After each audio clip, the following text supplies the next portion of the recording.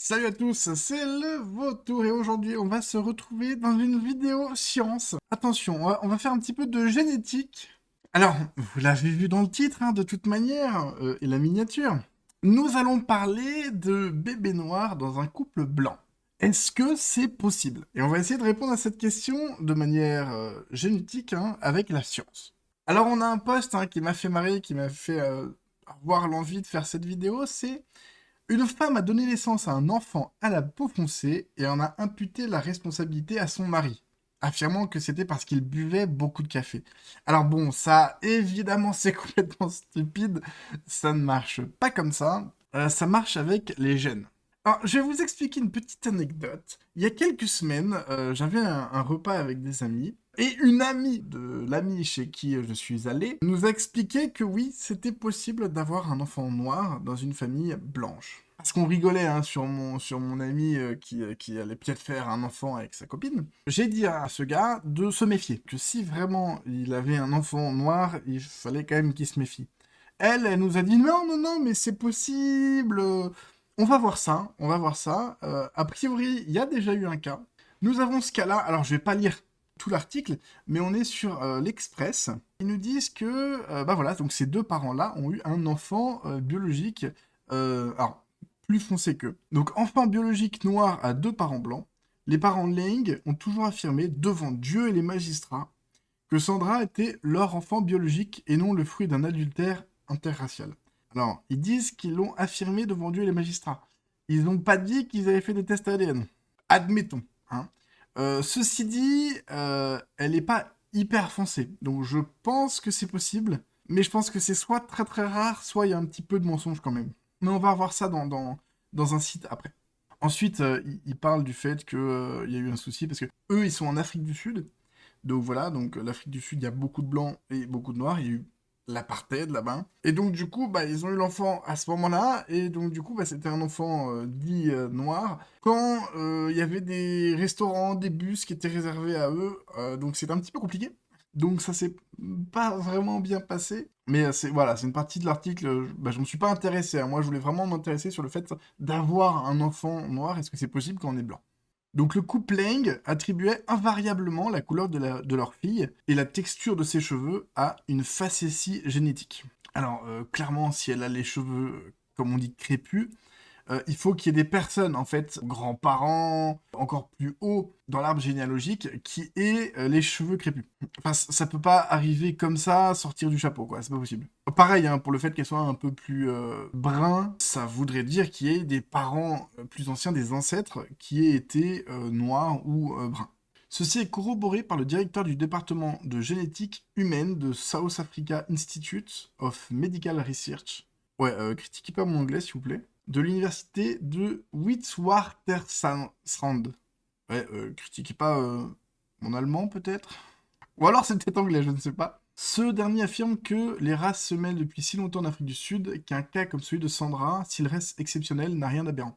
Donc là, voilà, comme je vous dis, l'Afrique du Sud, là, c'est vraiment une colonie où il y a eu plein de monde qui allait. Donc dans un contexte où vraiment tout est mélangé, bah, dans ses ancêtres personnels, il doit y avoir aussi des Noirs.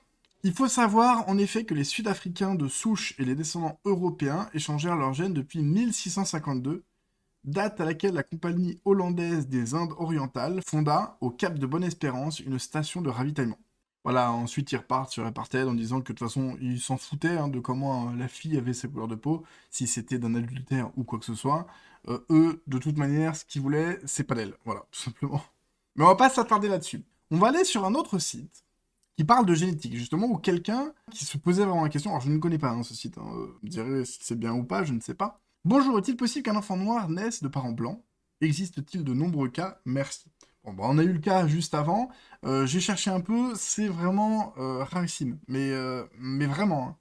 Après, il y a peut-être des cas qui sont pas répertoriés, et il y a peut-être des cas où bah, on ne sait pas trop si adultère ou pas, parce que c'est quand même ça la question de base. Donc il y en a qui répondent ce n'est pas possible, sauf si on considère un métis comme blanc, il y a eu parfois des cas d'inversion de bébé à la maternité. Et ça, c'est vrai qu'il y en a eu. Après, en général, bah, justement, vu la couleur de peau, tu reconnais vite qu'il y a eu un souci.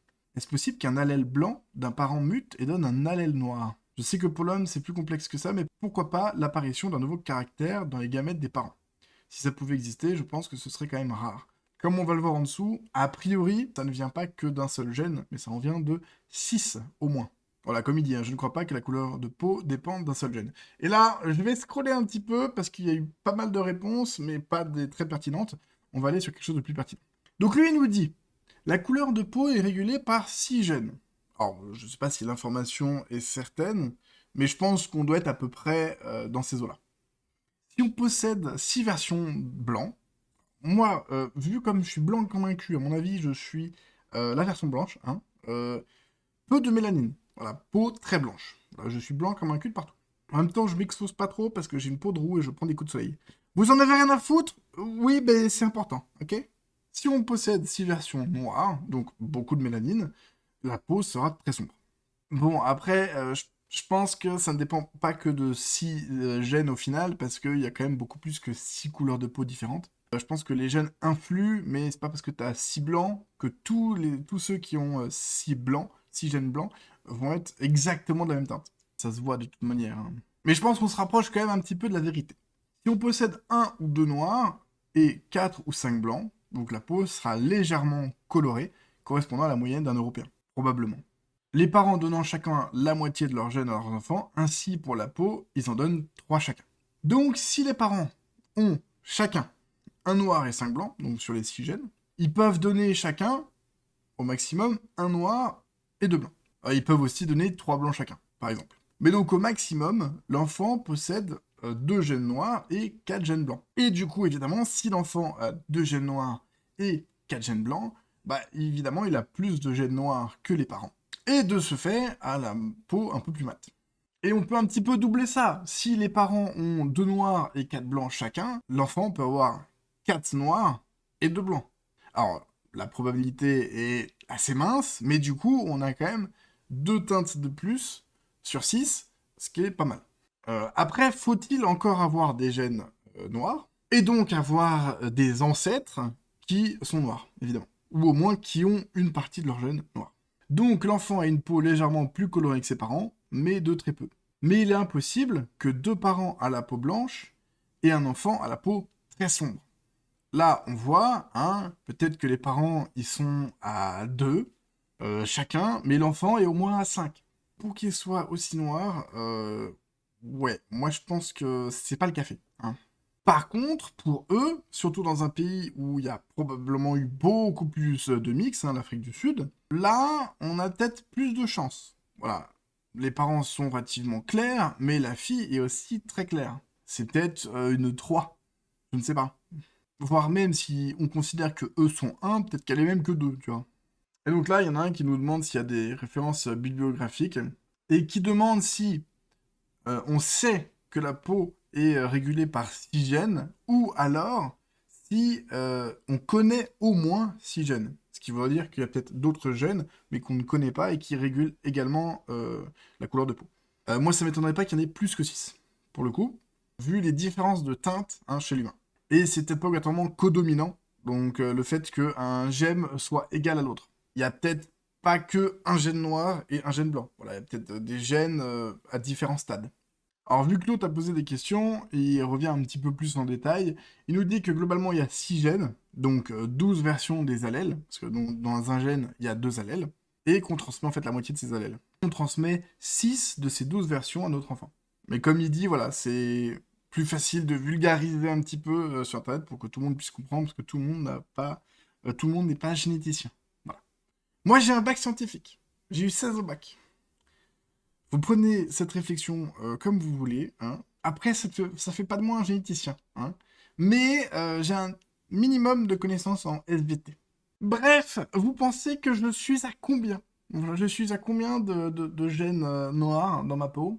Je sais que la lumière n'est peut-être pas tout à fait à mon avantage parfois, mais n'hésitez pas à dire ce que vous en pensez. En tout cas, j'espère que cette vidéo vous aura diverti. Moi, elle m'a diverti. Moi, ça me fait plaisir. Si jamais vous avez apprécié, n'hésitez pas à mettre un j'aime. Alors, ça soutient énormément. Il faut phagocyter l'algorithme de YouTube. Un petit commentaire, voilà, rien que pour l'algo, ou alors pour discuter, pourquoi pas, je vous répondrai. Ça me ferait plaisir. Et d'ailleurs, chose que je dis pas beaucoup, hein, n'hésitez pas à partager. Voilà. partager. C'est vrai que bah, si vous connaissez des amis qui peuvent être divertis par mes vidéos ou qui pourraient être intéressés par mes vidéos, n'hésitez pas à leur transmettre. Sur ce, n'hésitez pas à passer sur mon Twitter et je vous souhaite à tous une très bonne journée. Allez, à bientôt.